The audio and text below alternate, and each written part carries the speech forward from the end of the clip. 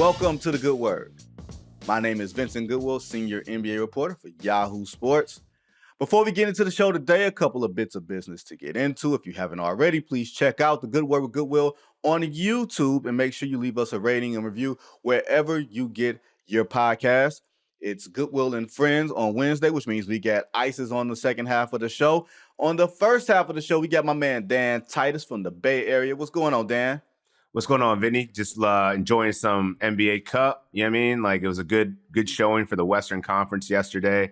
Yeah, man, we're going to get into the NBA Cup. We're going to get into some trade stuff. It's going to be we're going to get into some wrestling talk. Not really wrestling talk, but y'all will get it when we get there. But first, the first game of last night, Tuesday night, if you're consuming this on Wednesday, Milwaukee and Orlando. In Milwaukee, I'm sure a lot of people thought with no Wagner and no Paulo Banchero, it was going to be an easy win for Milwaukee. I wish I had recorded something beforehand because I thought, man, this ain't no easy win.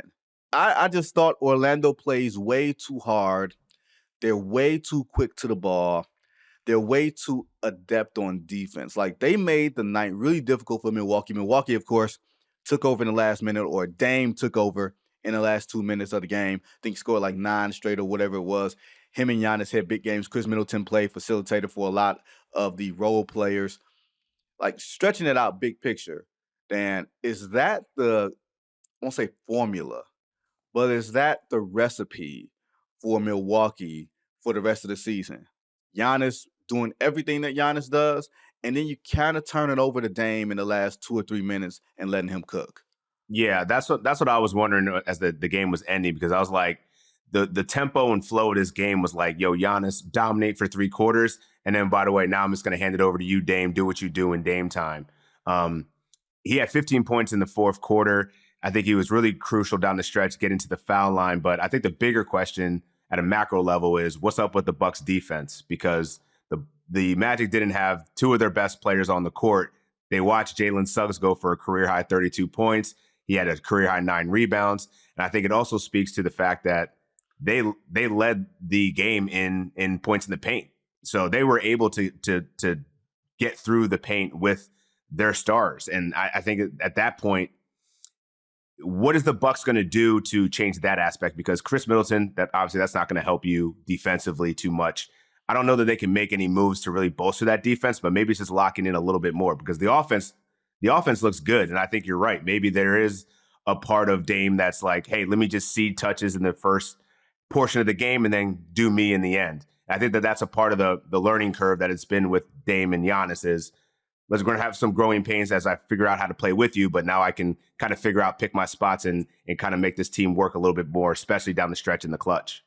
Well, look, the one thing about them is, at least something that I've seen, as they've gotten this thing turned around, it's been a lot of games against, lack of a better phrase, rat-ass teams, right? You've won games against teams that ain't worth a damn.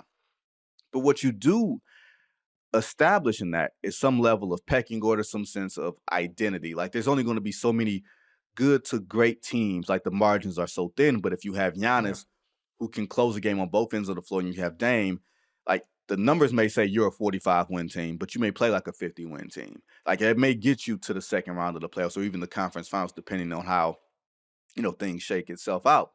And if defense is not your thing, so to speak, if you're not asking Giannis to be this undeniable two-way force, both ends of the floor for 40 minutes, which I think would be a terrible use of his body at this stage, then you're saying, we're going to beat you with offense. I don't have a problem with them saying that, because this is an offensive league right now. You just need bodies in between, right? You mentioned Chris Middleton coming off a double ankle surgery. He used to be a really good defender, but I don't think at this stage of his career you can ask him to do that. They got a dude over there, they call him Derry Bird. Have you heard of that? AJ Green. They call him Derry Bird, and I'm trying to figure out. Though. He's hitting them. No. I got no problem with him hitting threes. My thing is, okay, Derry Bird would work if Larry Bird were blackety black, and then you come away with Derry Bird over here. Larry Bird is white. He don't get no whiter than Larry Bird. That's cool. Like, we need to come with a better name for AJ Green than Derrick Bird. Like I like AJ Green. Gets in your face defensively. Him and Andre Jackson. Yeah, he's like just strapping up. they that is their best hope for defense on the perimeter. Like as far as quickness, getting to the ball. Like you see Oklahoma City getting to the ball real fast. Whenever there's a loose ball out there or long rebounds, Oklahoma City is getting to it. Orlando got to it. Jalen Suggs, that's why he got a lot of those long rebounds. A, because he got in there. But B, a lot of three-point shots means a lot of long rebounds, bounces off that's getting to the free throw line, and you're going the other way. If Milwaukee's not getting to those loose balls, you're losing possessions, and you're also not giving your defense a chance to set itself. So you're playing against an unbalanced floor, and I think that's what we saw a lot of last night, and that's something Milwaukee's going to have trouble with all season long.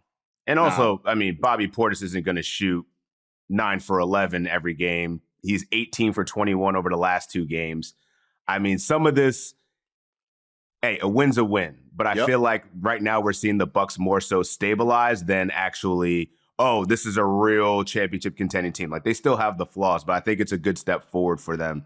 A win's a win. But I think that it speaks more to the fact that Jamal Mosley is a great coach.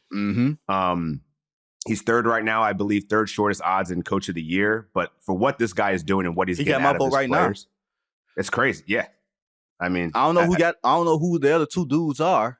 That's higher. Atkinson, just because they got best record. But but look at what you're doing with your team, right? I mean, you have a team of all-stars right now, and they're all healthy.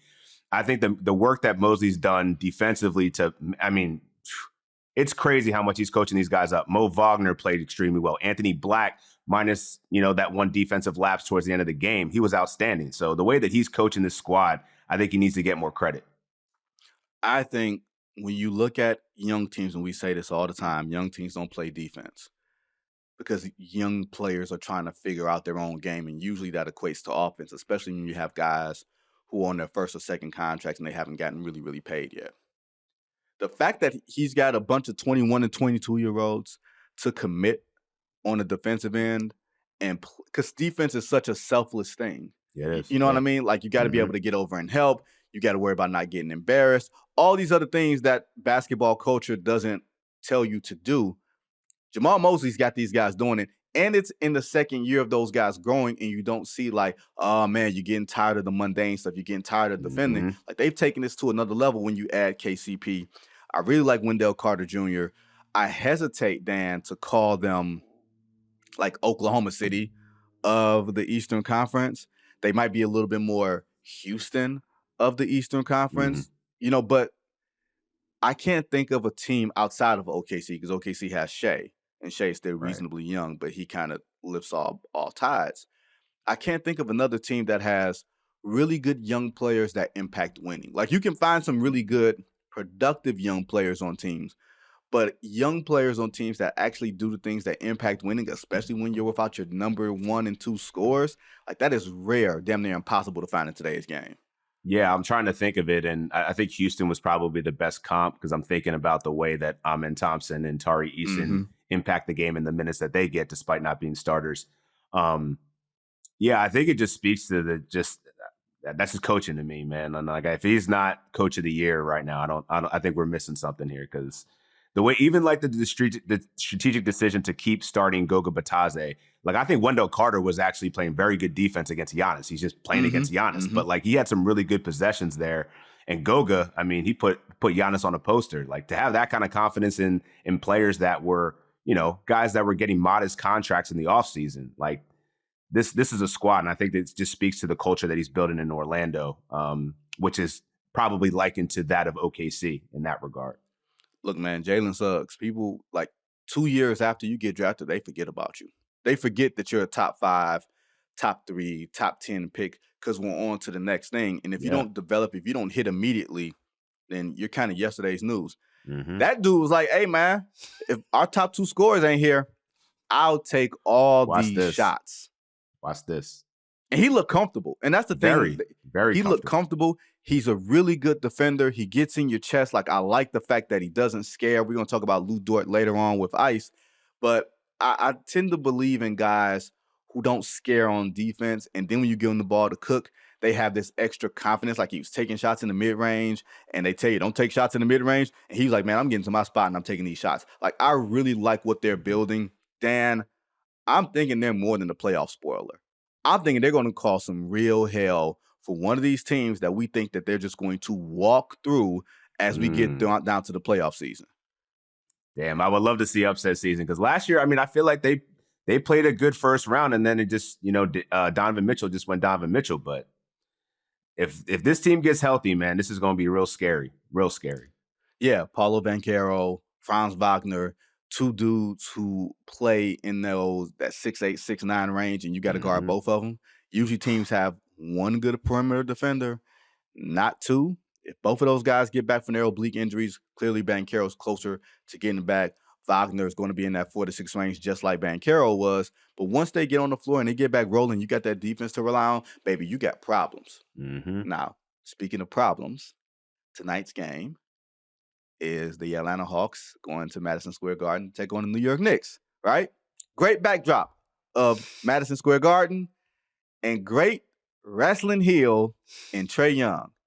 Now, the numbers, the shooting numbers, the efficiency, all of that is down. Like the assists are up, the scoring is up. He's just taking a lot of shots, I feel like, for that team. And there's nobody else really that's truly making plays. I like Dyson Daniels, especially on the defensive end. He might be clearly an early first all-team defense type of guy. For sure. But when I think of NBA players today, they are very polished. They always say the right things. They never say anything crazy. And then there's Trae Young. I swear to God, I feel like he's a wrestling villain. I swear to God, like, my wrestling knowledge doesn't go like to today's wrestling. I don't watch it. Yeah, no. We got the what is the era? The Attitude Era. Attitude Era. Yeah. Attitude Era, and then like growing up when you're watching like, Sid Justice and Hulk Hogan, Ultimate Warrior, and all those type of guys, right? Like those dudes. Like when you thought it was real, and you thought the Undertaker was walking out there really putting people in body bags and carrying them out in coffins and shit. You know what I mean? Like I ain't know no better, right? But is Trae Young like the last wrestling heel that the NBA has to offer, at least until Cooper Flag gets to the league? That's a star? I think so. I mean, Dylan Brooks wears that hat proudly, but no one really cares about Dylan Brooks. But Trae's like the one superstar that's left that actively talks shit no matter what arena he's going into, especially Madison Square Garden. And I think that this is going to be probably the best game of the night. Rockets and Warriors is going to be good. Yeah, that's going to be really good. That's going to be really good. But I think that there is some additional drama in the fact that the Hawks dog walked them in the Garden last game. Risha Shea had his best game as a rookie, and Trae didn't even play particularly well, and it didn't matter. So I think that the Knicks have definitely a chip on their shoulder this time. Like, they're going to try to take care of business. I saw you write about it and how the Knicks, you think, are a really good team for the NBA Cup because Tibbs does not care that this is just – he doesn't care about all the optics behind it. This is a regular season game that he's trying to win, and that man will play his guys 35-plus minutes. And I think we're going to get a chance to see the best offense in basketball right now. Tom Haberstroh and Dan Devine have been writing about how elite and efficient of a duo Karl Anthony Towns and Jalen Brunson have been. Yes. And I think this is going to be an offensive juggernaut that I think the Hawks, even though they've been playing decent as of late, they got DeAndre Hunter back. He's been playing very well off the bench. Bogey's going to be playing tonight. I still feel like this Knicks team is just going to be too tough of a squad in this scenario for the Hawks to kind of compete. Well, I mean, getting back to the point about Trae Young, because you make a great point about the Knicks and their offense. Trae Young embraces the stage. Like, we all see what Trae Young's hair look like. And we know what New York City does to people.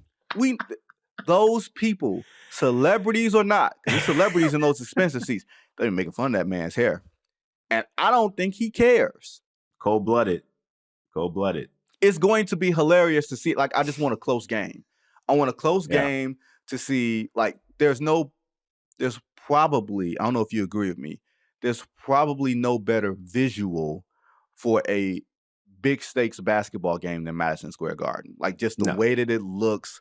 Like, I feel like the theater lighting only works there for whatever reason. I don't like it in LA. Like, I liked Staples Center when they actually showed the entire crowd, which was probably like pre-2008, and Right. everybody went to the theater lighting and all that type of stuff. But I feel like the backdrop and the importance of being in Madison Square Garden, Trae Young don't lean into that. Zachary Reese clearly leaned into that. And Tom Thibodeau don't like being embarrassed. No.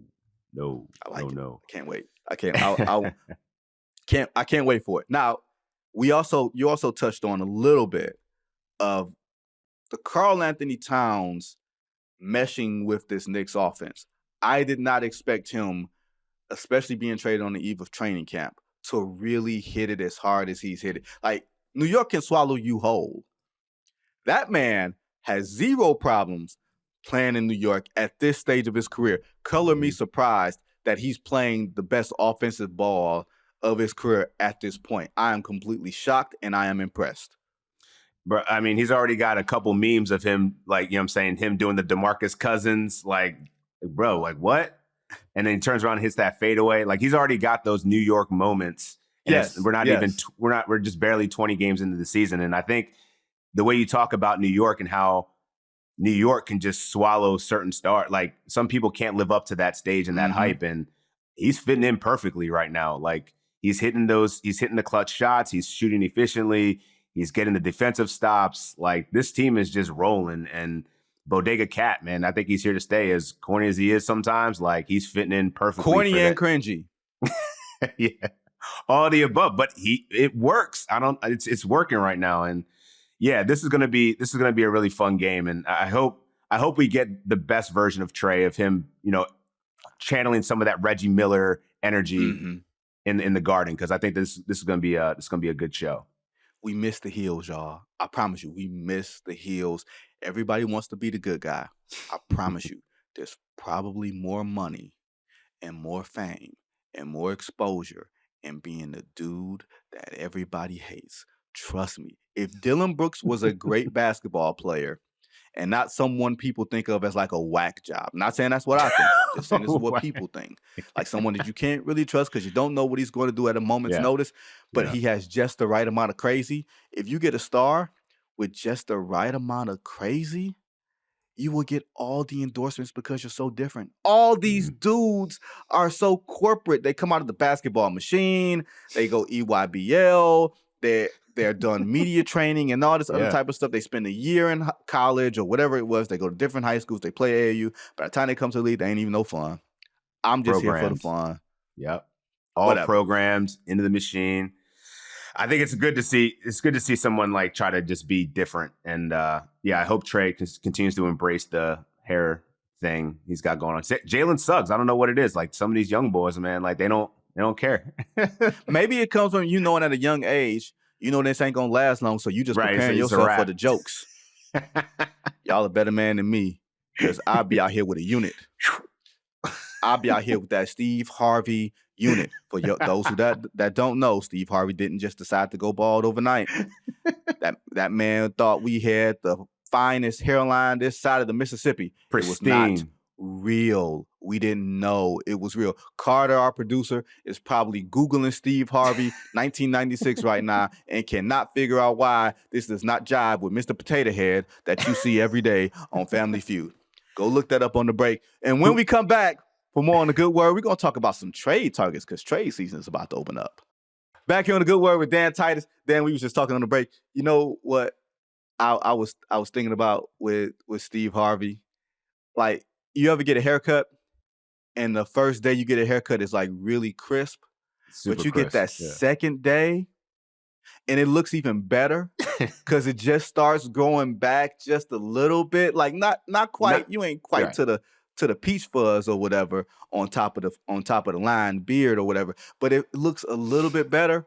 That should have been the first sign that, like, we never seen Steve Harvey with no day two haircut that looked better than day one. Never. And that's where, like, I don't know, the other person I was thinking about that was always had the funny hairline was Jamie Foxx. You go back to like In Living Color and then Jamie Foxx days, and then all of a sudden he comes out as a singer, and then, you know, that John was like, it was crisp. And I'm like, yo, when did this happen? Like, he used to have the John like all the way back. Like, all the way back. The greatest comeback. Him and Dennis Schroeder. Go look up Dennis Schroeder. That man had the greatest comeback since Michael Jordan in the 4-5 out here lying to us. Like, second day haircuts is like second day Thanksgiving food. The second day of Thanksgiving food is better than Thanksgiving food. Trust me on that. Y'all just went through Thanksgiving. Y'all know that second day was like, ooh, man, why is this coming out the microwave better than it was coming out the, coming out the tin? It just happens to be that way. It's different. But then in a few days, trade season opens. We're going to, the NBA is going to be convening in Vegas. I'll be in Vegas for the NBA Cup. But December 15th, I believe that is Sunday, maybe. December 15th is the first day that players who sign contracts over the summer eligible for trade. That's not necessarily anybody of real note that you're thinking of getting moved. It just opens the entire league up. So yesterday, Shams Charania of ESPN reported that, the Miami Heat and Jimmy Butler, maybe it's time to start looking for a home for Jimmy Butler. Jimmy's essentially in the last year of a contract. Next year is an option year. You know what happens usually, Dan. Guys, as long as they're healthy, they want to get that extension, lock that money in, especially if you are a max player who's going to command max money. Problem is two things with Miami. A, Pat Riley ain't never in no rebuild mode, right? That man is 80 years old. He getting a statue while he's still alive. He is not trying to be out here having a bad team. And the Miami Heat, I don't know if they can get a player back as good as Jimmy Butler, even younger. But let's just assume that Jimmy Butler could be on the move. Is there a couple of teams that stick out to you? Because there's like one or two that I'm like, ooh, Jimmy would be a great fit there. We talked about it last week. Golden State needs to do something. I think that makes a natural fit just because Jimmy Butler is a player that doesn't necessarily need to command a high usage rate. He impacts the game on both sides of the ball. I think it solves a need for them. They haven't been getting consistent play out of Wiggins. They've been wondering about what they want to do with Jonathan Kuminga. I think that actually might be the intriguing piece for Pat Riley to be like, I could still compete by getting a player like Kuminga. Maybe you include Moses Moody. They also have some draft picks that they could include to kind of build that future out too. But I think the Heat more than likely are probably just going to stick with Jimmy, ride this out. He does have a team option for a player option for next year. Team option for next year. No, it's his option. Is it his option? 54 mil? It's his option. Yeah. His option, 54 mil. My bad. So that's a pretty hefty price tag. But if you're the Golden State Warriors, I feel like that's the main timeline that fits where Jimmy is in his career, where the Warriors want to go, and still getting viable assets back in return that can help you compete now. The other team I was thinking as like a dark horse was maybe Memphis. I just think that he fits if you can make the salaries work with like Marcus Smart, Brandon Clark, and maybe Santi Aldama, Jake LaRavia, something like that, maybe some picks. I think he just fits their culture and their style. I think they need a veteran in the room that's proven to win. I think it can help them kind of get over that next level that they haven't been able to reach. They've always been a playoff contender, never quite get there. I think that's a kind of a player that could push them to that next echelon of basketball teams in the Western Conference. But I've seen the talks about Houston. I don't know if I believe it. I think that they're pretty committed to their youth development. I mean, Fred VanVleet's contract's very, very friendly, team friendly. I think they ride this out. They're the third best team in the Western Conference right now. So I don't think they need to make a move to get older in an effort to win now. I think that when we talked about those teams that are closest to the Oklahoma City Thunder, the Houston Rockets is a team that I think is on the precipice of being that type of a team where they just have so much youth, so much depth. They have draft assets and draft capital and pick swaps. They could do whatever they want. So I think you're actually aiming kind of low if you're trying to attract Jimmy Butler. You could go even higher if certain, stars become available down the line. Well, you could go Jimmy Butler and that's the thing. You would probably need one more guy. And if you're the Houston Rockets have never been a team that has really settled on being bad. Like when you think about like the duration of this since like the post Olajuwon era and Tracy McGrady being there and then James Harden being there, like they've always been in the thick of the basketball conversation just because I'm sure the expectations are high in Houston because there's so much competition within Houston for the entertainment that you got to make sure you feel something that's a competitive team. I'm with you on maybe Jimmy Butler not being the piece, but Jimmy Butler being a piece. Jimmy Butler is from Tomball, which is nearby Houston, which is why I'm guessing that part plays, even though Jimmy doesn't have necessarily the biggest affinity for being back in Tomball or whatever. But rock with me on that. Two teams I'm thinking of that maybe a little bit out there, but I think that I could see them doing it. One is the Dallas Mavericks, right? That's a They got pieces. veteran team. They've got some young pieces. I know that Miami will probably ask for Derek Lively. I would not want to give him up, right? Mm-hmm. But out of anybody else, aside from, the Kyries and Luka and Gafford, like Jimmy Washington, Grimes. I mean, you got Jaden Hardy can give you a young guard. You probably like get a third team because that Mhm. probably wouldn't appeal to Miami with the way that Miami wants to do business. But from the standpoint of what Dallas wants to do, Jason Kidd and Nico Harrison, Jason Kidd ain't backing down from coaching Jimmy Butler. He ain't worried about that. They'll fight each other. And then they'll go to dinner later on. Like, that's fine, right? Yeah. Speaking of coaches who will fight, or it looks like coaches who look like they will fight, I present to you Michael Malone in the Denver Nuggets, right? Talk about a team Definitely gonna scrap. that needs, Dan, I won't say like a heart transfusion. That's not exactly what I'm looking at, but they're a team that I think they need like a personality transplant aside from Jokic. Like Jamal Murray, we've talked about him ad nauseum on different platforms. Just, maybe he's satisfied. Maybe he doesn't have that extra umph at this stage. And Michael Malone doesn't seem like he's really pushing him like that. I don't know if you want to get off Michael Porter Jr., but if you're talking about somebody that could play off of superstars like a Luka, like a Nikola Jokic, and still be man enough to say, I'm the best player on the floor at a given point, Jimmy Butler's the type of player that could do that. But the problem is you got salary cap space and not salary cap space, but salary restrictions when teams are in the second apron. It literally restricts everything you can do. You can't use mechanisms. You have to match dollar for dollar. You can't take a single dollar more. So it's a weird thing. But if I were looking at a dark horse team, I would be crawling to Miami if I were Golden State, Denver, or Dallas. Now, I think Dan, Denver's really interesting because like I think a lot of the talk about Denver is how they've been steadily losing their identity and their defensive, their what they've built on defense, and losing Kentavious Caldwell-Pope this offseason, I think really speaks to them having to like force Russ into these situations for him to get more minutes, and I think that would raise their floor significantly, getting someone like Jimmy Butler in there, a guy that can see touches to superstars and still be effective. And I think that would give them that defensive edge, or just that in general edge that they've been missing coming off of last season's second round exit. So yeah, I think that one, if they can make the money work, Michael Porter Jr. is interesting because I'm like, I see opportunities of bench players that they have and some depth that might be able to step in there, but he's one of their only shooters that they have, on a consistent basis. And they don't shoot enough. No, they don't. And so now I'm like, what are the pieces to really make that work?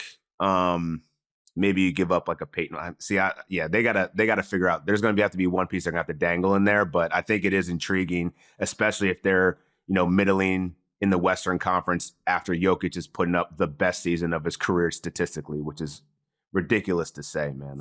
You can't say enough about Jokic and the way that he continues to just level up year after year. It's just crazy. It's a weird thing. We had to talk about the MVP conversation at some point, and I don't think Denver's going to win 50 games, and 50 wins has always been sort of my personal benchmark.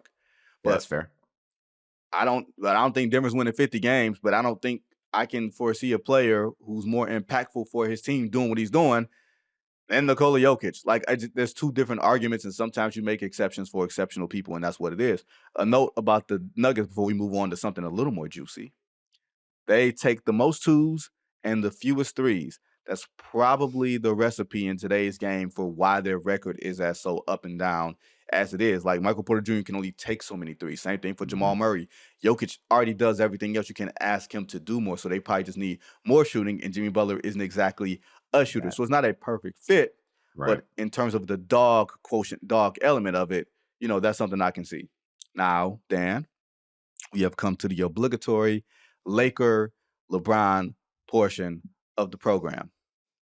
LeBron, the decline looks like it has begun. Like, LeBron will be 40 years old in a couple of weeks.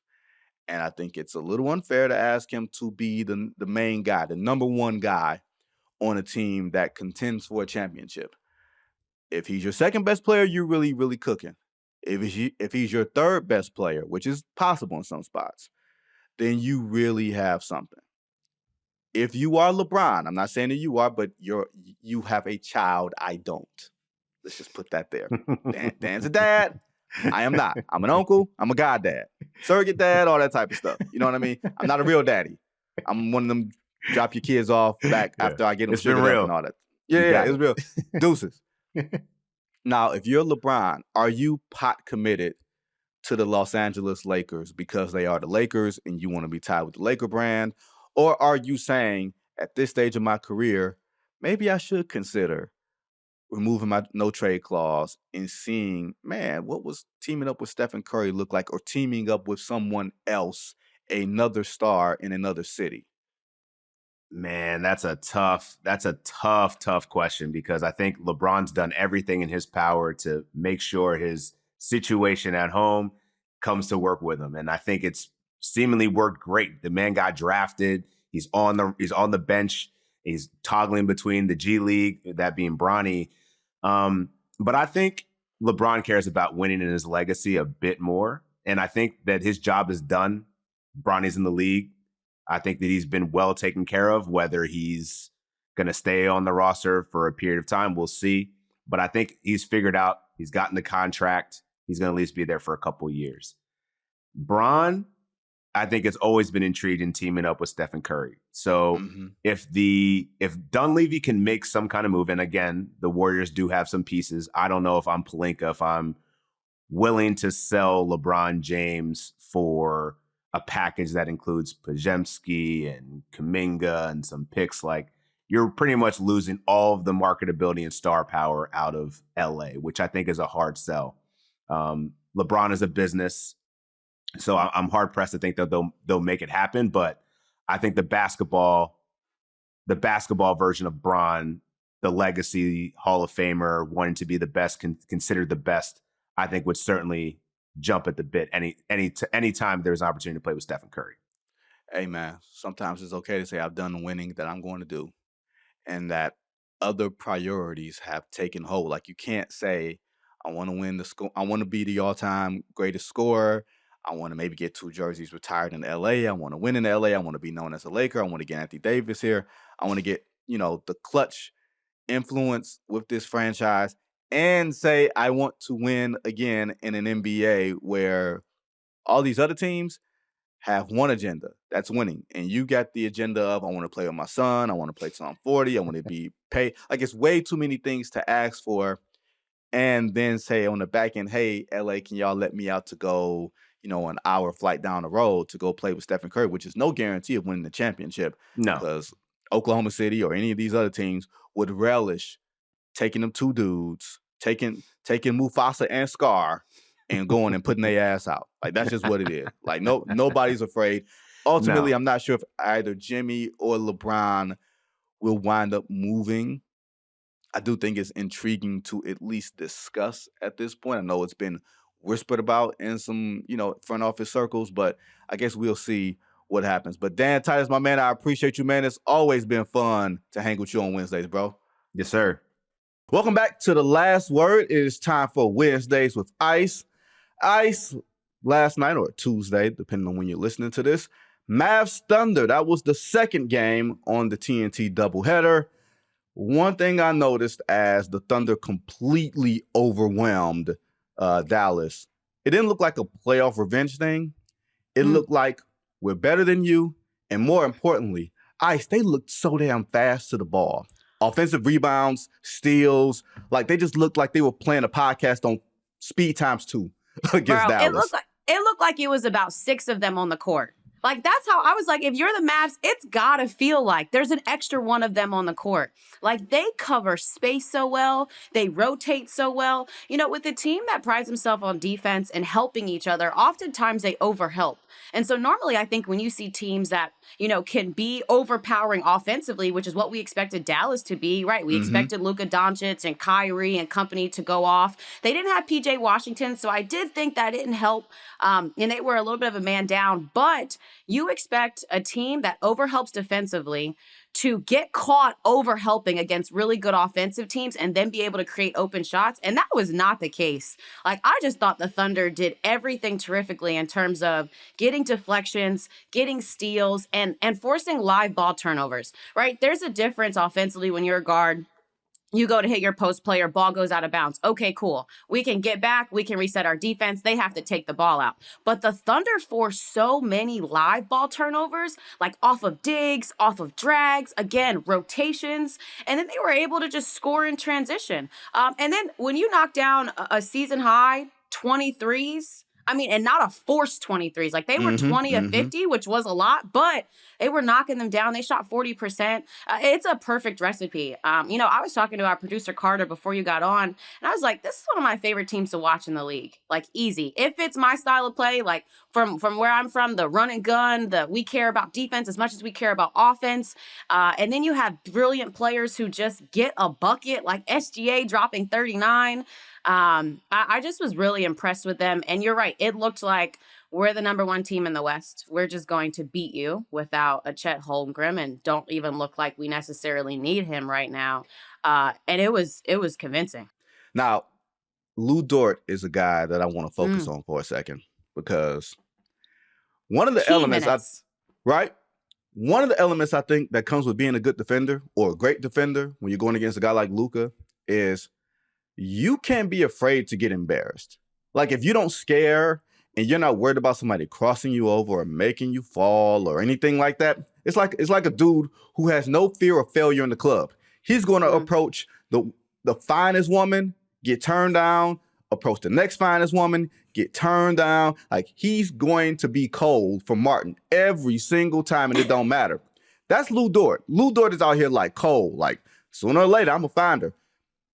I've never seen someone get in Luka's face and get in his airspace, like get in that comfortable position where Luka takes a step back and he's right there. Like, not in this I'm going to land on your foot space type of thing, like what happened with Brandon Ingram, but just a little too close for comfort. Like, Ice, how uncomfortable did Luka look last night? Because it seemed like he threw a lot of cross-court passes when they were trapping him.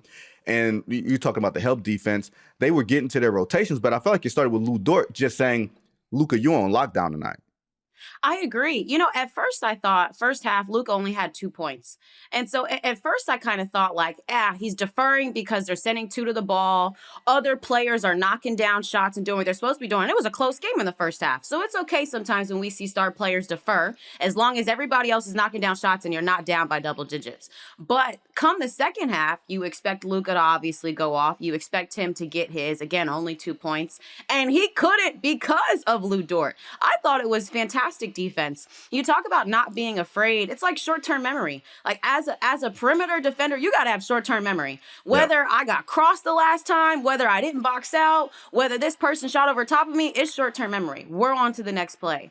And I also felt that his offensive game also helped that. Like, he's one of those players that gets energy from his defense. And so then offensively, he's shooting the ball with confidence. He's knocking down open shots. All 5 players that started for the Thunder scored in double figures. But I thought he really established that. And I agree. Luka looked uncomfortable. Like, first half, I thought he was just deferring. Second half, he looked uncomfortable. And then you're like, oh, nah. He really can't get the shots off that he wants to get off.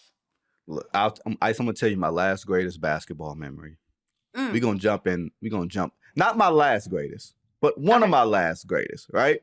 So I'm a little on the older side. I can't be out here tearing my Achilles and ACLs and stuff like that. But I was hooping at a LA Fitness. This had to be like a decade ago, okay? Maybe a little longer than that, but it's a decade ago. I'm hooping in this young kid. I'm guarding this young kid. First, this kid says he's going to dunk on me, right? Like, you know, like you're literally starting the game and the kid walks up to you like, oh, I got this dude, da da da da. He looks at me, man, I'm going to dunk on you. I said, oh, okay, bet. He says that. He literally says this. Cocky little son gun, right? All right. Cocky dude. So we're playing, and my team is up. Like, I'm not really doing a whole lot offensively because I ain't trying. So I'm just trying to break a sweat before lifting some weights. But he starts talking. And next thing you know, Ice, he busts my ass with this wide-ass crossover, like the old Allen Iverson carrying the ball, right? Luckily, I didn't fall. But he took his ass showboating to the bucket. Like, I could see him sticking his tongue out and all this other type of stuff. You know what happened? I swatted that out of bounds so smooth and quick. I told him to get that out. It was like an out-of-body experience. I'm like, okay, you crossed me, but you're not going to get this bucket on me. And all these things happen in the course of like a second and a half. Like, you have all these thoughts that happen so quick. And everybody's like, damn, you got him. And then he was like, man, I got him. I'm like, dog, I just literally slapped your to the wall. Like, you can have this crossover. But I didn't have the fear of being embarrassed. Now, 18-year-old Vinny, if he got crossed over, baby, I'm burying my face in shame. 28-year-old Vinny, I don't care. Who are these kids? Exactly. But you ain't going to dunk on me. You ain't going to dunk on me. I thought you were going to tell me that you fouled the mess out of him. Like, you just took him down, you know? Because that could have been the other alternative. Depending on how much your pride was there, that could have been the other alternative. Like, I'm just going to hack the mess out of you. Now, the difference is with me, Ice, because I was always a point guard and a smaller dude and a dude that was crossing people over, I caught the brunt of the hard fouls when I was younger. And I played with older dudes, so they would tell you, don't come down here. Stay out there, shoot them cute little jumpers. Don't come down here, right? So, of course, my all brave, no brains ass would take my ass down there, try to grab a rebound or two to start the break, you know, try to be shifty or whatever. You get knocked on your ass 1 or 2 good times. I told you, keep your ass away from here, right? If I was big like Luka, I'd be dishing out the punishment as well as taking it. But that's Ice. That's tough. Like I said, Lou Dort. That's the circle back. Lou Dort, unafraid to get crossed over, unafraid to get dunked on. And I feel like that's a lot of those dudes on that team. That's where they're really, really dangerous. Like 100%, because they know that they got backup behind them, you know, and to be a great defender, sometimes you got to get embarrassed. Sometimes you just are in wrong place, wrong time. But I loved watching them play. Like, forced 18 turnovers, and every single one of them were impactful. Every single one of them were disruptive. That's what I care about, is like, if the Thunder are this good defensively, then every time on the floor, you got to dictate through your defense. And they just did that the whole entire game. It was relentless. Look, we keep saying the Western Conference is a bunch of really good teams and no one dominant team. That team might be the dominant team, y'all. We just might be ready to, can't believe I'm saying this, spend a considerable amount of time in May and June in Oklahoma City. Oof. Hopefully they have direct flights. Okay. And good. I'm not looking forward to it. But Ice, last week when we talked about expansion draft and a W, right? I think the expansion draft was coming up either that day or a couple days later. The Golden State Valkyries, they actually skipped the pick. But I'm genuinely curious because there's one name that I think that you think that they can go get that wasn't on the expansion list, but I'm very curious what you thought of the expansion draft and what about that player? Yeah. So let's start with the player first, because I think this is a little bit of drama that's happening in the league, but they did not take a pick from the Seattle Storm. And the player that has just told everyone and the Seattle Storm that they would like a trade and would like to get out of there is Joel Lloyd. Joel Lloyd, man, 2-time WNBA champ. Like, she led the league in scoring, not last year, but the year before, almost 1,000 points. That was before they were playing more games. So it was almost better than Asia Wilson scoring 1,000 points this past season because she had more games to do it. But a terrific guard and someone that you need on a team if you want to compete. Like, you need someone who can be an all-out, flat-out scorer. And so Joel Lloyd is that. It's, been talked about that there was an investigation with the team and she maybe was the one who suggested that there be an investigation and raise that complaint. And then she's asked to leave after they found that the coaches weren't at fault. And so if you're the Valkyries, like, this is an easy person to go and target. we look at the expansion draft and what the Valkyries selected, and out of 11 selections, it's 7 international players, which I don't have an issue with international players at all. They help to grow the game. They provide a different style.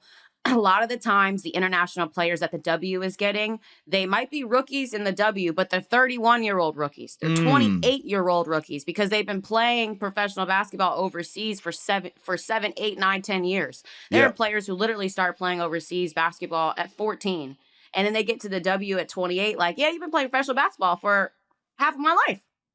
You should be here, and you should be ready to compete. But on the other side of that, Vinny, it begs the question for me, like, are we going to continue?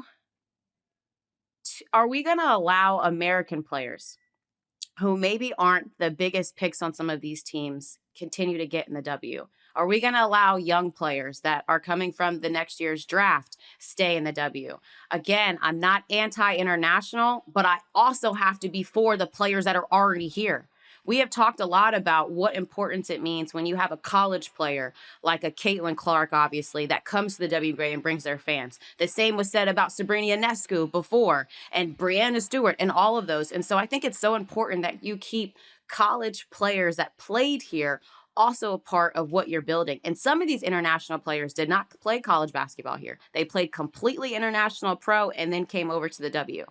Now, with that being said, there are some very good pickups for roster spots. The Valkyries are going to have to go out. They're going to have to find a couple other free agents and sign some big names. Again, I think Joel Lloyd is going to be one. But they picked up some really good picks off the bench. First, Indiana Fever's Temi Fagbenle, a 6'4" center. She averaged 6 points per game and almost 5 rebounds and played 20 minutes of play last year.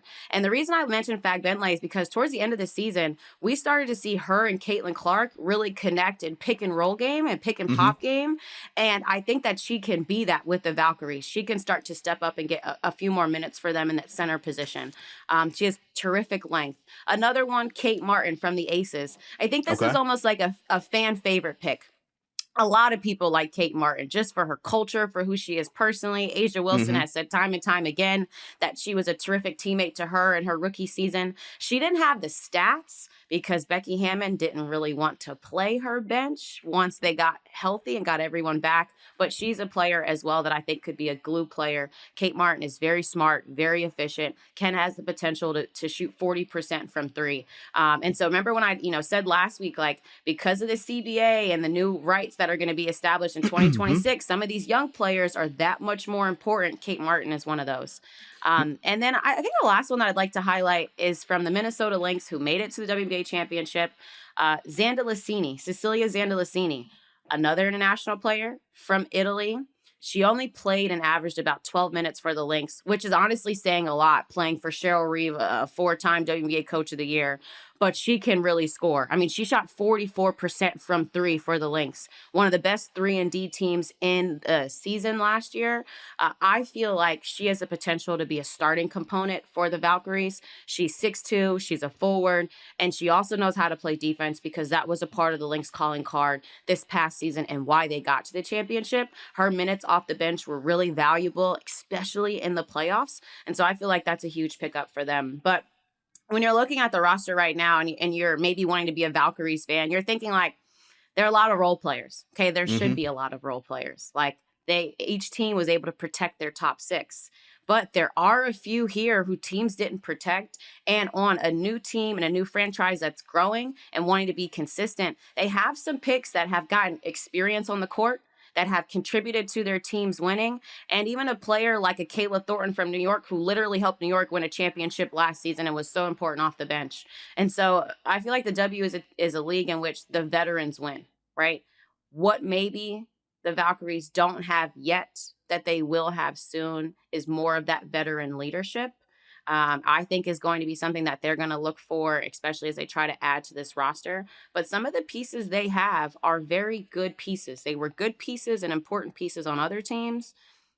They pick up a couple names like Joel Lloyd, maybe another free agent or two.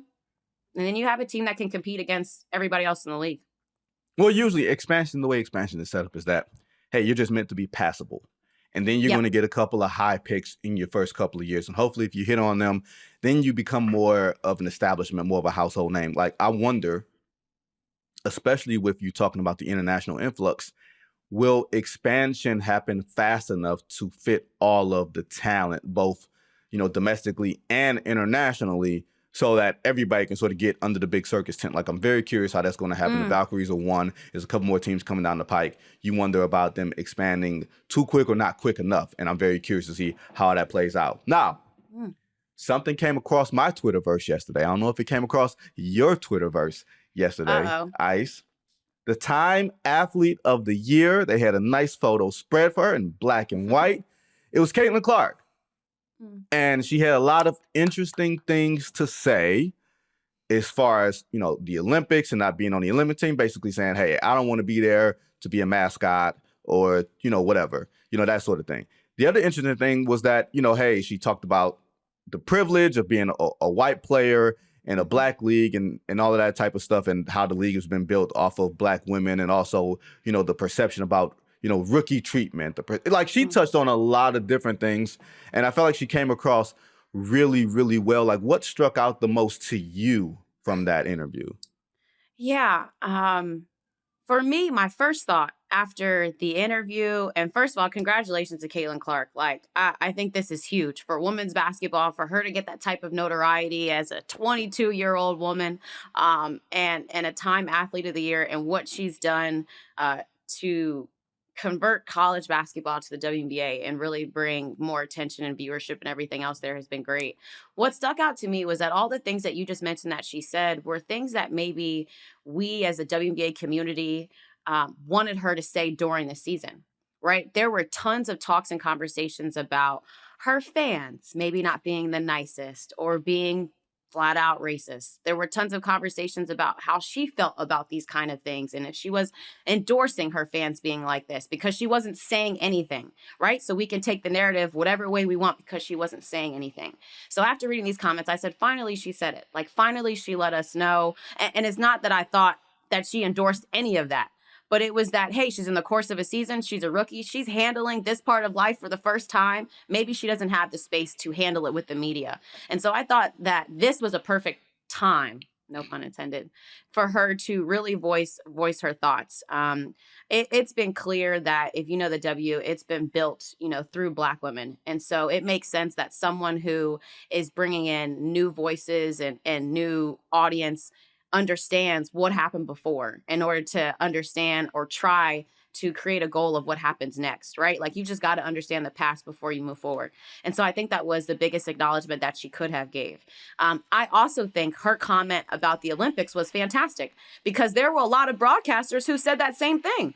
Like, we don't want her on the team just so people watch. This is the Olympics, baby. We're trying to win a gold medal. Matter of fact, I think the 8th straight. We're not bringing people on a roster just for viewerships. And I love that she said that the people that are on the roster deserve to be there. Like, they are the 12 best women that the United States could have offered. And so I think Cece had some time to reflect, take in her season, understand the culture of the league, how much of an influence she really does have on the court, yes, but also in which through interviews and how she uses her platform to, I think, express certain viewpoints. And so I thought it was good overall. I think these sentiments, if you're around the league, I think you knew that she felt this way, but you were just waiting for her to say them. And she finally did. I think it's interesting as a whole, and I'm not like infantilizing her just because, she's a young woman, but I think anytime we give a 22-year-old a lot of attention, money, expectations, we expect them to mature as we are mature as people, as we are as, late 20-year-olds or 30-year-olds or whatever it was. And we expect them to have, excuse me, like a sense of a worldview, that we do even without the experience or going through it. And I felt like, I won't say unfair is the word, but I felt like it could have been very overwhelming to say, hey, you got to be the spokesperson for this. And she's like, man, I'm just trying to get my turnovers down. You know what I mean? Like, it was a lot of different things that was going on. And I think if those people, whomever had doubts on her on the floor, I think by the second half of the season, she showed everybody exactly, like Gino Auriemma, everybody else, I want to say Hayton or whatever it was, the doubters, the people who didn't believe that her style of play would translate to people who thought that she wouldn't be able to adjust to the physicality. I think she was, fourth in MVP voting. She was all first team, all W, all that type of stuff. Like, she showed it. So hopefully the conversation will be about, man, she's a great player. She not only fits in with this, she stands out like all the other great players stand out. And hopefully a lot of the toxic conversation that went on this past year, hopefully that's over, right? Or do you still think that the toxic social media conversation will continue? If I'm going to be real with you, it sounds so sweet right now because we're not in season. But wait till May 15th hits or the draft hits, and then we're talking about who's going to be added to certain teams. I think as soon as the season comes back, then we'll see if her words really resonated with fans and maybe those who weren't aligned with her, I should say, because I think that's what we'll be waiting on is like, what is there a change? Because, you know, she's now spoken on some of these things and used her platform in this specific way. And again, I totally agree with you. It takes time and space to do that. I don't know if you have the time and space to do that after you competed for a national championship and then a week later you're drafted and then 2 weeks later you're in training camp and then a week later you're playing the best team and you had the toughest 7 games to start the schedule. Like, no one maybe also has time to tell, you know, their fans in the media how to act, which you also shouldn't have to. A 22-year-old should not tell you that you can't be racist, but here we are. So hopefully when the season starts, they remember. Well, I think one thing that we don't give these women credit for is the men's college basketball season ends in March, April. The draft is in June. The season starts in October. Like, there's a lot of time in between. College football, the season ends in, you know, January. And the draft is in April, and the season starts in, you know, September. Like, there's a lot of time elapsed. In the W, the season ends in March, April. By the next month, you're in the draft. 2 weeks later, you're playing games. Your world is spinning. Like, there is no time to catch your breath, especially when you are equivalent of a cyclone coming in and you have all these new fans injecting themselves into conversations. You know, the toxicity, it was just completely toxic. You know, I felt like it was some gatekeeping going on too, but I understood why it was gatekeeping. But it was just completely toxic, and I think it got out of the way of the basketball. Now, last thing, Ice, the WNBA was named the fastest growing brand by a Morning Consult's fastest growing brands report. I felt like a lot of things the W did not do right this year. I feel like maybe they succeeded in spite of. But they are clearly, like you said, a new TV deal. You got to see the All-Star game really, the All-Stars versus the Olympians.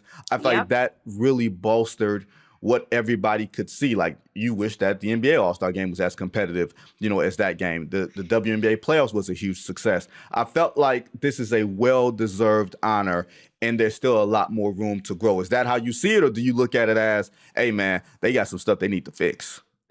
Yeah, I mean, it's both. It's a well-deserved honor for sure. And this is not just Caitlin Clark's award, right? Like, the league as a whole has grown.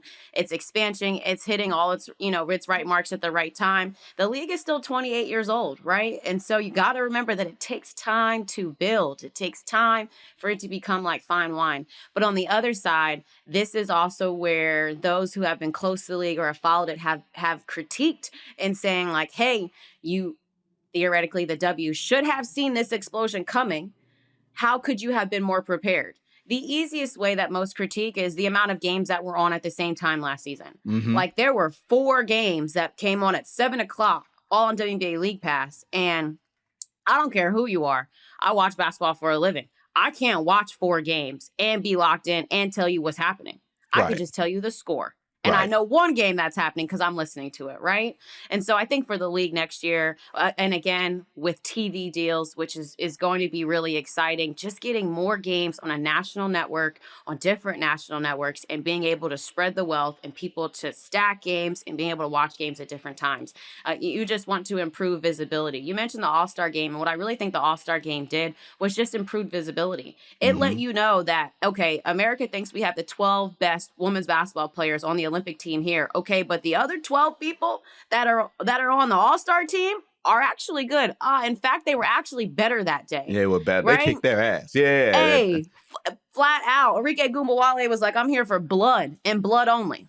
But I say all that to say that I think it grew the visibility. And so if you're the league, yes, like this is an awesome award. You're happy. But at the same time, you have to prepare for more. You have to prepare for more fans, more viewership. We talk about the next stars that are coming to the league. The Paige Beckers of the world are going to bring their own rush of fans. Can we make sure that we have the league ready for when some of these younger and newer players come in that hopefully we can retain? Hopefully now the other thing that I would like is that those that get drafted, at least in the first round, stay on the team. They stay on the team. Salary guarantees. Man, yeah. In years past, we've had players that have been drafted 4, 5, 6. And got cut. Cut. And not brought back, y'all. Like they're overseas playing in Poland, and I haven't seen them play since. So I feel like that would be the two main improvements for me and for the league is like with all the TV deals, make sure games aren't at the same time, or if they are, they're on different networks.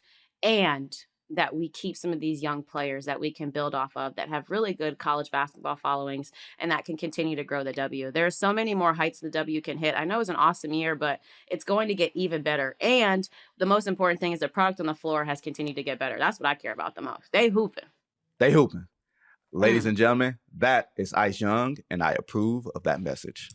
Thanks to Dan, Titus, and Ice Young for joining us. Thanks to producer Carter and the entire team that worked so hard behind the scenes on this show. I'll be back on Monday from Las Vegas with another episode of The Good Word. Until then, everybody be safe.